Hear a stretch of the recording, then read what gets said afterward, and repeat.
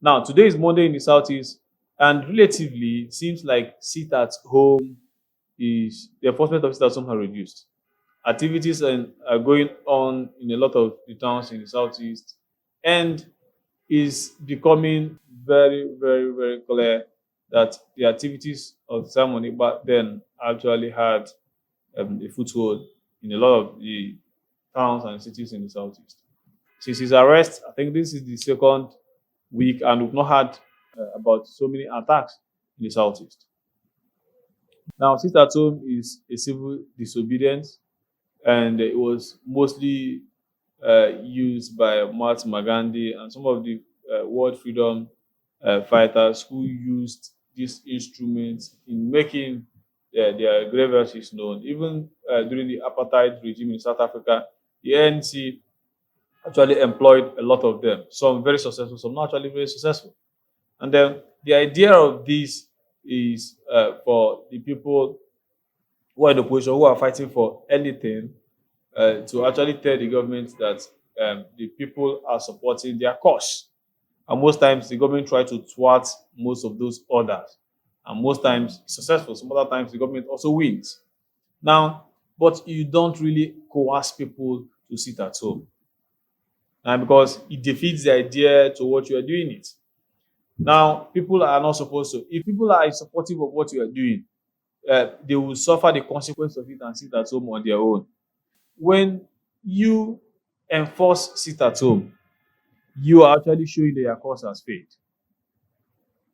Because the idea of sit at home or civil disobedience is that you are trying to tell the government, yes, these people listen to us and they are supporting us. You've lost your legitimacy over these people. Now they listen to us more than they listen to you. The government will tell them not to stay at home, and then you tell them to stay and they stay at home. Now, let me give you an example of the East and the Western Germany. One was a communist state, while the other one was a free market state. And then in 1969, there was a wall dividing the two of them. Two of them became a separate country, and the other, the people in the East were running to the West. The West was operating a free market economy, where the other ones were the socialists. Now, the socialists needed a war to make their people stay in their country because the people were running away. The economic policies were not working. And instead of them admitting that this thing was not working and doing something about it, they decided to have a physical wall preventing the people from running. Now, that was the beginning. Although the wall was still standing, but that was the collapse, the beginning of the collapse of the communist ideology in the world. Now, that war stayed for over 2 decades and was actually collapsed in 1989. That is a war that was brought down in 1989. But actually, the falling of the wall started in 1969. Now, what am I saying? When you have to use force to keep people at home, then that means you don't have the legitimate strength anymore, the moral strength you used to have before to keep them at home. There may be a reason why they decide not to stay at home anymore.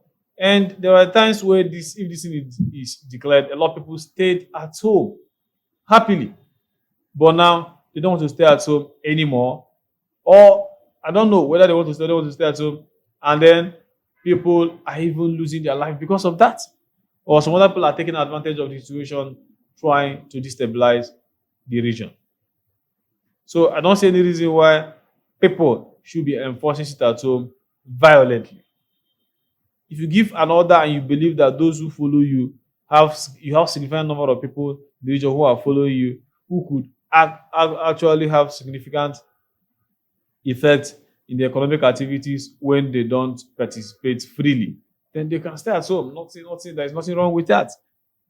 But when you have to violently or forcefully keep people away from going about the legitimate businesses, then what you are doing becomes illegitimate. You yourself become illegitimate. You're not doing exactly the same thing you're accusing the government of doing.